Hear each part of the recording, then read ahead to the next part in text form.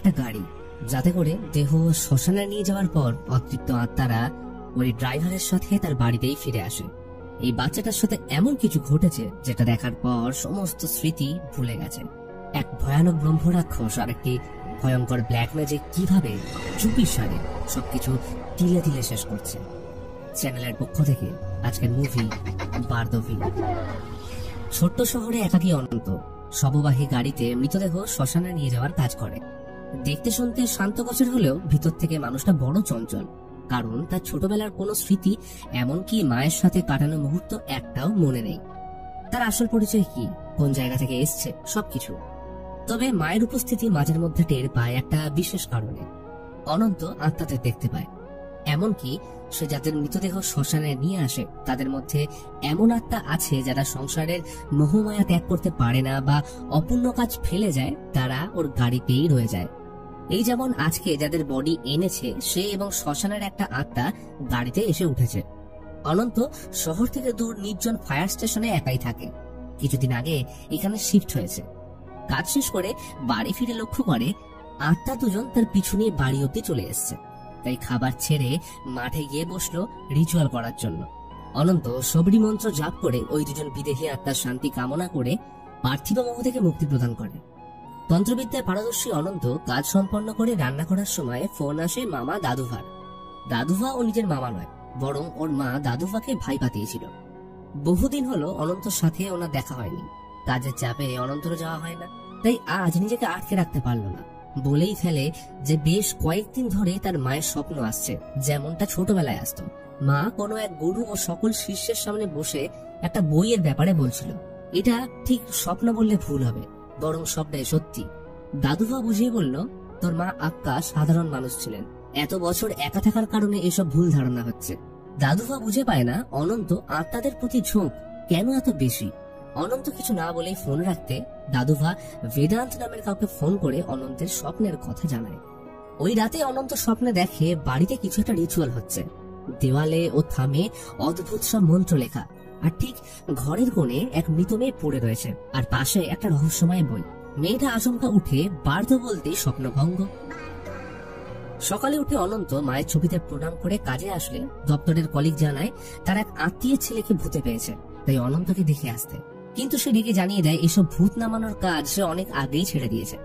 অনন্তর কলিগ আর বেশি না ঘাটিয়ে জানালো সকালে শান্তারাম নামের কেউ ফোন করে অনন্তকে খুঁজছিল, কিছু একটা বিষয় দরকার আছে। অনন্ত একটু অবাকি হলো, কারণ এই নামে সে কাউকে চেনে না। তাই ওর থেকে নাম্বার নিয়ে ফোন করলে শান্তারাম বলে তাকে যেমন করে হোক দেখা করতে হবে, কারণ সে তাকে ছোটবেলা থেকে চেনে এবং তার মায়ের একটা জিনিস তাকে দেওয়ার আছে। অনন্ত কথা না বাড়িয়ে সেদিন এই শান্তারামের সাথে দেখা করলো। লোকটা বিছানায় শয্যাশায়ী, শেষ নিঃশ্বাস পড়ছে। অনন্ত চেয়ারে বসতেই দাদুভার কথা জিজ্ঞাসা করা চমকে উঠল। এই লোকটা মামাকে চিনল কি করে? রহস্য বাড়িয়ে উত্তর আসে, শান্তারাম, আক্কা আর দাদুভা একই গুরুর শিষ্য ছিলেন। আক্কার মৃত্যুর পর দাদুভা অনন্তকে নিয়ে গ্রাম থেকে শহরে চলে আসলে কয়েকদিনের জন্য তার বাড়িতেই ওঠে। আক্কার অ্যাক্সিডেন্টে মৃত্যুর ব্যাপারটা অনন্তর উপর ভীষণ রকম প্রভাব ফেলেছিল, যার কারণে ছোটবেলার সব স্মৃতি সে হারিয়ে ফেলে। কিন্তু অদ্ভুত বিষয়, অনন্ত শরীরে একটা কোনো আঘাতের চিহ্ন ছিল না। মাঝের মধ্যেই রাতে অনন্ত পাগলের মতো চিৎকার করে ছটফট করত। দাদুভাকে বহুবার ডাক্তারের কাছে নিয়ে যাওয়ার কথা বললে সে একদিন রেগে বাড়ি ছেড়ে যায়। সেদিন থেকেই শান্তারামের মনে একটাই প্রশ্ন, এটা কি আদৌ অ্যাক্সিডেন্ট নাকি অনন্তর উপর কোনো ব্ল্যাক ম্যাজিক করা হয়েছে? কথাটা শুনতে অনন্তর স্বপ্নের কথা মনে পড়ে যায়।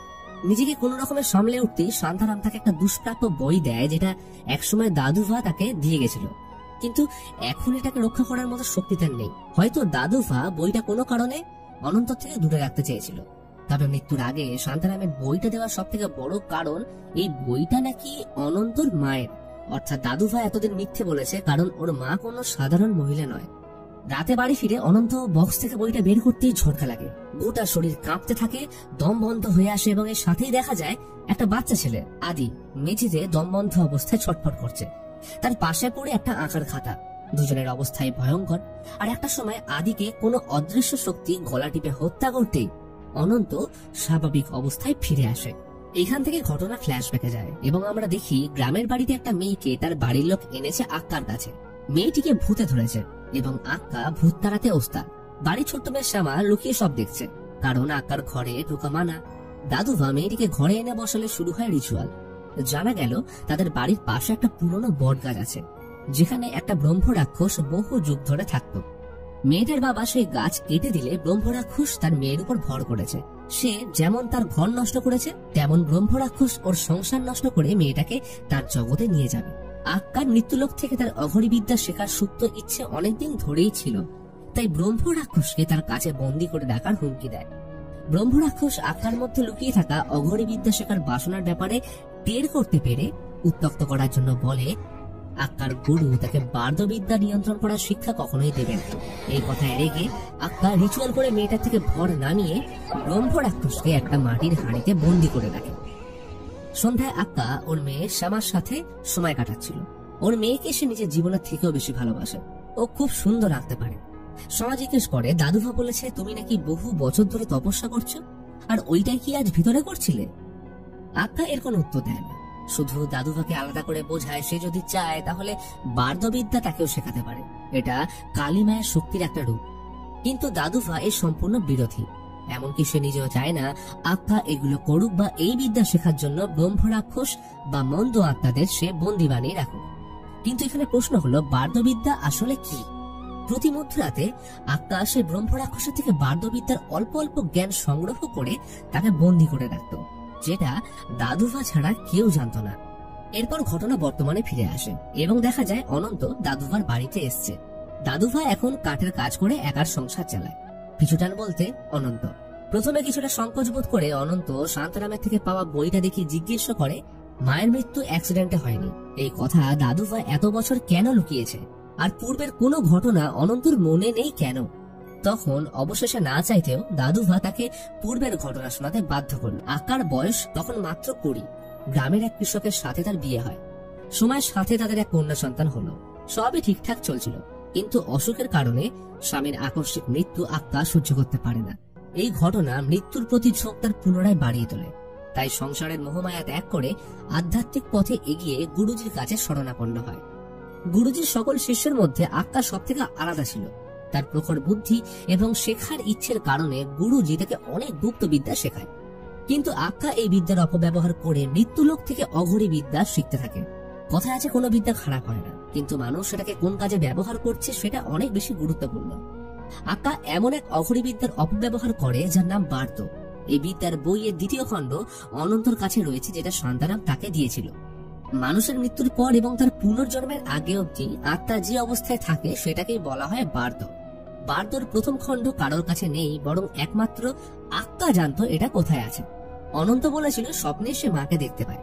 তাই দাদুভা জিজ্ঞেস করে, স্বপ্নে কি সে বইয়ের প্রথম খণ্ড দেখেছে, বা যদি স্বপ্নে আক্কা কিছু এই বইয়ের ব্যাপারে বলে থাকে?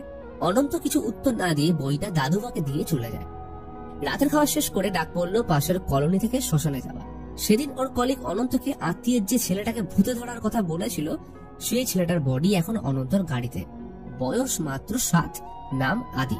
আর প্রতিবারের মতো তার আত্মা অনন্তর বাড়ি চলে আসলে রাতে রিচুয়াল সহ সবরি মন্ত্র জাপ করে আদিকে পার্থিব জগৎ থেকে সে মুক্তি দিল। কাজকর্ম সেরে অনন্ত স্নান করতে গেলে আচমকা কেউ জিজ্ঞেস করে ওঠে, আমার মা কোথায়? তুমি কে গো? অনন্ত অবাক হয়ে ছাদের দিকে তাকালে দেখে আদি আবার ফিরে এসছে। অনন্তর গোটা শরীর ঠান্ডা হয়ে আসে। বাচ্চাটা ক্রমাগত জিজ্ঞেস করে যাচ্ছে তার মা কোথায়, কিভাবে তার কাছে যাবে, ওর নাম কি?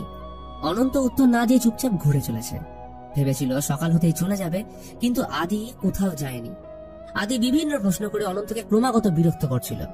সন্ধ্যায় অনন্ত দাদুভাকে বিষয়টা জানালে উনি বলেন, সাধারণভাবে এই জগতের প্রতি আত্মার টান 4 থেকে 5 দিন পর্যন্ত থাকে, কিন্তু আদির ক্ষেত্রে সেটা 12 দিনও হতে পারে। অনন্ত ঠিক করলো আজ রাতে পুনরায় সবরি মন্ত্র জপ করে দেখবে কাজে আসে কিনা। এদিকে চিন্তা আরো বেড়েছে, কারণ বইটা প্রথমবার স্পর্শ করতেই অনন্ত এই ছেলেটাকে দেখতে পেয়েছিল, কিন্তু তখন সে বেঁচে ছিল। তবে রাতে রিচুয়াল করলেও আদি কোথাও যায় না, তার শুধু মাকে চাই। বিশ্বাস আছে মা ওকে ছেড়ে কোথাও যাবে না, কারণ হারিয়ে গেলে মা ঠিক ওকে খুঁজে নেয়। আদির কথায় অনন্ত স্মৃতিচারণ শুরু করে, কারণ সেও তো মাকে এতদিন ধরে খুঁজছে। এখান থেকে গল্প আবার পূর্ব ঘটনায় ফিরে যাওয়ার সাথে দেখা যায় দাদুভার পিছনে একটা অনাথ বাচ্চা এসেছে। বাচ্চাটা মন্দিরে সারাক্ষণ একা পড়ে থাকে, হয়তো বা হারিয়ে গেছে। আক্কা ডেকে জিজ্ঞেস করে, এই তোর নাম কি? নিচু স্বরে উত্তর এলো, অন্তু। আক্কার মায়া হলে তাকে নিজের বাড়িতেই থাকতে দেয় আর ভালোবেসে নাম রাখে অনন্ত। দাদুভা প্রথমে না চাইলেও আক্কার কথা ফেলতে পারে না। সেদিন রাতে আক্কা ব্রহ্ম রাক্ষসের থেকে বার্ধবিদ্যার জ্ঞান লাভের সময় আচমকা নিজের মৃত্যুর ভিশন দেখতে পায়। তাই সিদ্ধান্ত নেয় কাল সূর্যোদয়ের সাথে কালী মায়ের মন্দিরে পুজো দিতে যাবে। যাওয়ার সময় শ্যামা অনেক জেদ ধরলেও তাকে বাড়িতে এক বৃদ্ধ লোকের কাছে রেখে দুজনে বেরিয়ে পড়লো মায়ের মন্দিরে পুজো দিতে। কিন্তু সেদিন সন্ধ্যায় সকলের অনুপস্থিতিতে ব্রহ্ম রাক্ষস মাটির পাত্র থেকে বেরিয়ে এসে শ্যামাকে মেরে ফেলে।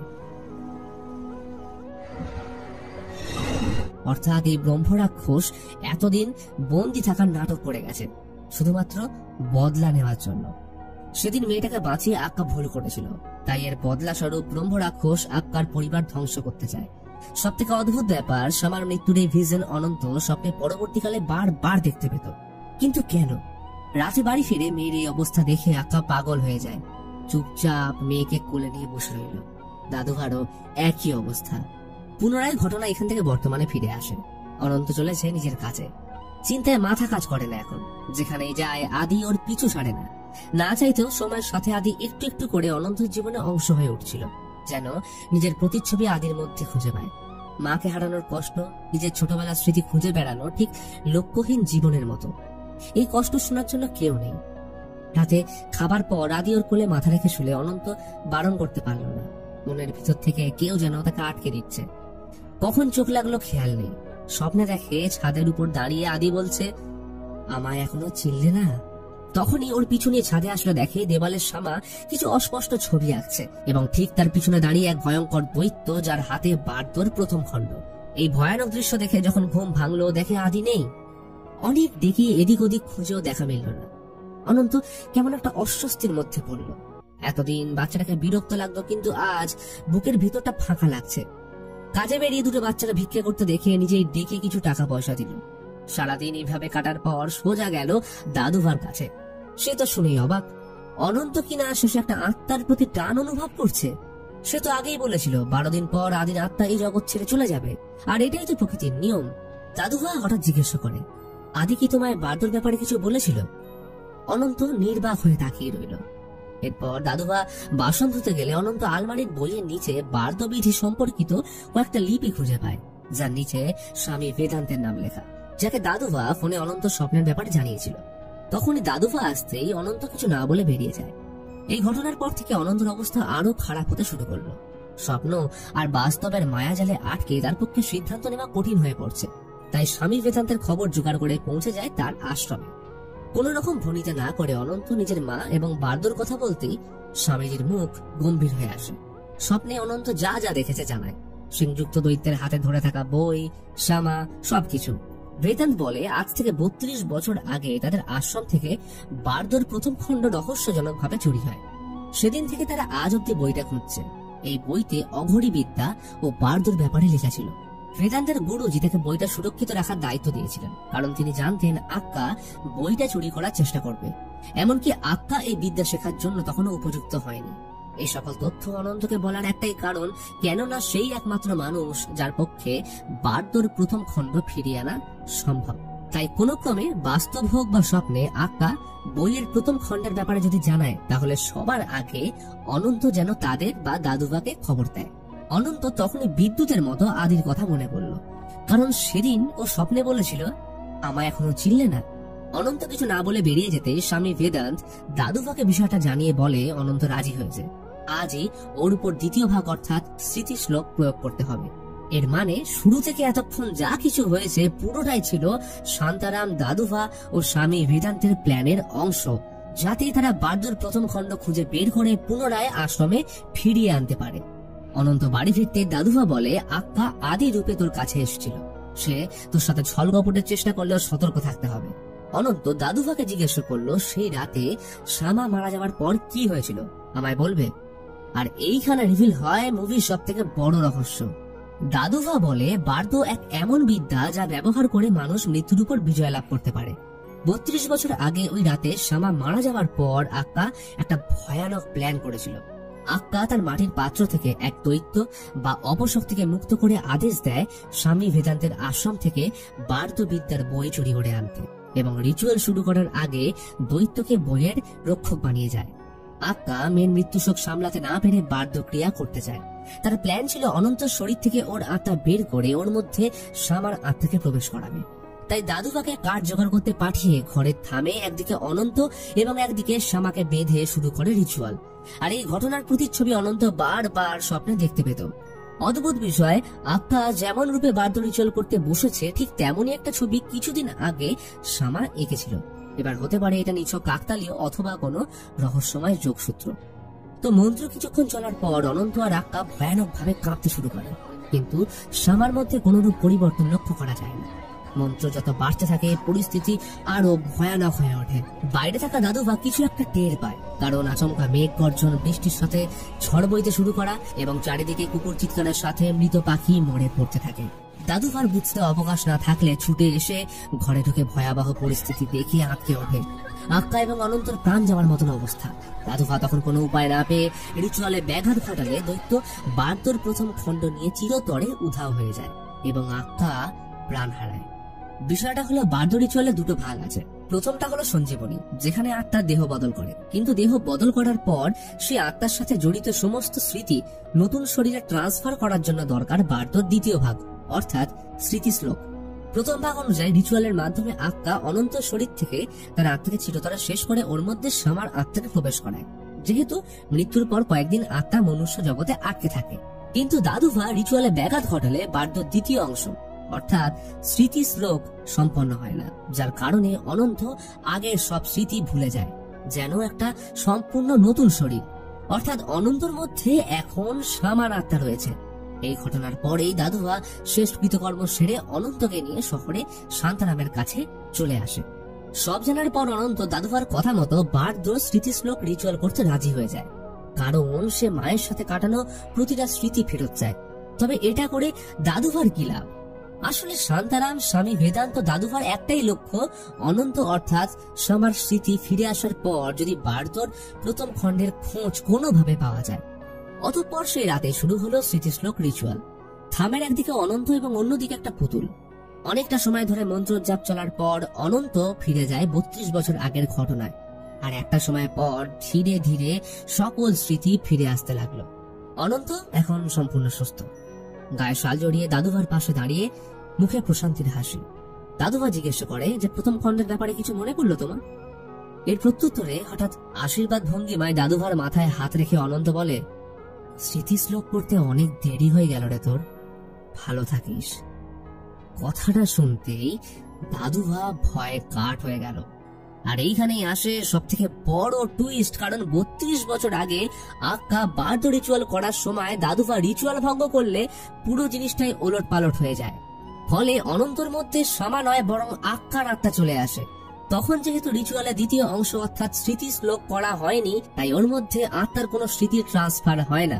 কিন্তু এখন যেহেতু দাদুভা স্মৃতি শ্লোক ক্রিয়া সম্পন্ন করে ফেলেছে, তাই এখন আক্কা স্মৃতি ফিরে এসছে। কিন্তু এখনো একটা প্রশ্ন রয়ে যায় যে তাহলে শামার কি হলো? ভয় পাথরের মতো দাঁড়িয়ে থাকা দাদুভাকে বিদায় দেওয়ার আগে বলল, চিন্তা করিস না, প্রথম খণ্ড আমার কাছে সুরক্ষিত রয়েছে, তবে ওটা আর পাবি না। এরপর অনন্ত উঠে বসলো গাড়িতে এবং যাওয়ার পথে তুলে নিল ওই দুজন পথচারী বাচ্চাকে। তাদের নিয়ে একটা ফাঁকা জায়গায় আসে, যেখানে আগে থেকেই অপেক্ষা করছিল আদি।